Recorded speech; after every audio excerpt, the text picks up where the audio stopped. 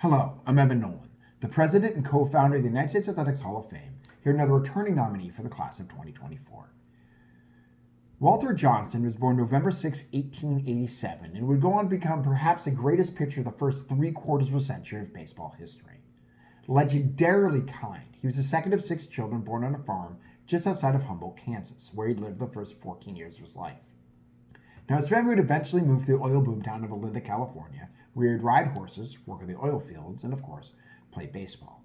Now, he actually attended high school out there, going to Fullerton Union High, where the highlight of his time there was actually throwing a complete 15-inning game in which he struck out 27 batters. He'd actually, after graduation, move to Idaho and work as a telephone company employee and pitch for the Weiser, Idaho baseball team in the Idaho State League. It was there that he'd be discovered by a Washington Senators scout in 1907. Now, he was 19 years old when he signed with the Senators, and baseball had never seen a pitcher like him.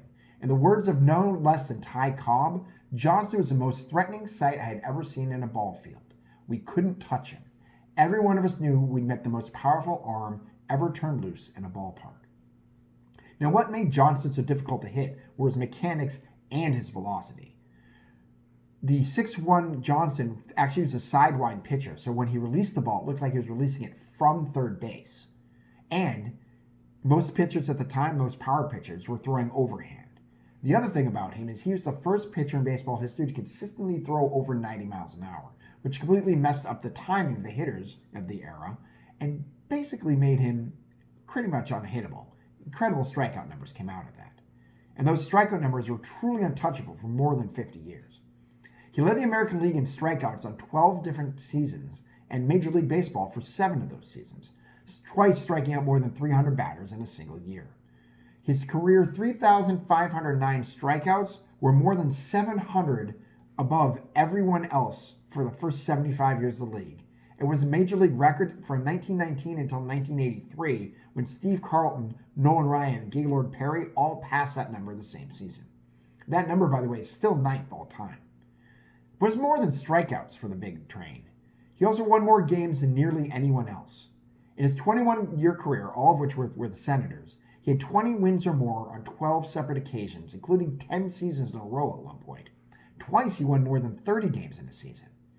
His career 417 wins is second only to Cy Young in MLB history, and he also has 110 shutouts in his career, which is 20 more than Grover Cleveland Alexander, and included in a ridiculous 11 in 1913. I don't think it's a record that's ever going to fall. No one's ever going to have 110 complete games through the way baseball's going.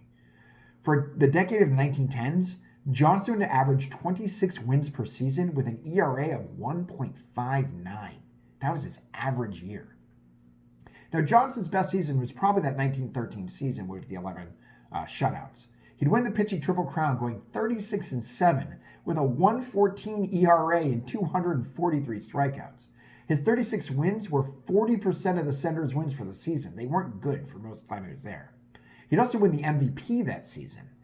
He'd win the Triple Crown again in 1918 and in 1924. And after that 24 season, he'd not only win AL MVP for the second time, but the Senators would actually win the World Series that year.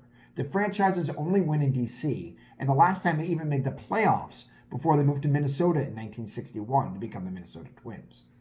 Now, his career was incredible. As I said, he's second all-time in wins, 4th in complete games with 531, 1st in shutouts. He was a 2-time AL MVP, a 3-time Triple Crown winner, a 5-time AL ERA leader, a 6-time wins leader, and a 12-time strikeout leader, including 8 years in a row, which is a record, between 1912 and 1919. And he's still the only member of the 400 wins, 3,500 strikeouts club, and I don't think there will ever be another.